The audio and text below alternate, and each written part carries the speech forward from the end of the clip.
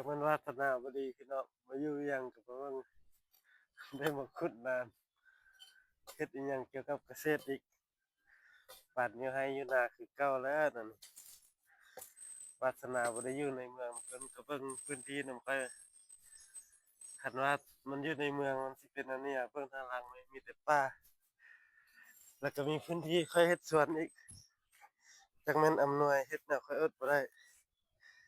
เดี๋ยวค่อยสิให้เบิ่งเด้อต่อจากสวนค่อยนี้ไปนี่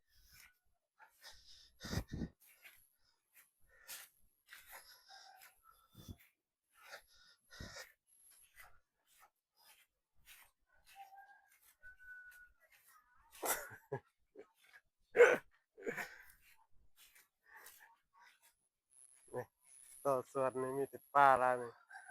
ป่าดงล้วนๆเป็นเฮกตาร์เบิ่งทางก็ปานแม่นหยังขี้ฝุ่นตีว่าซั่น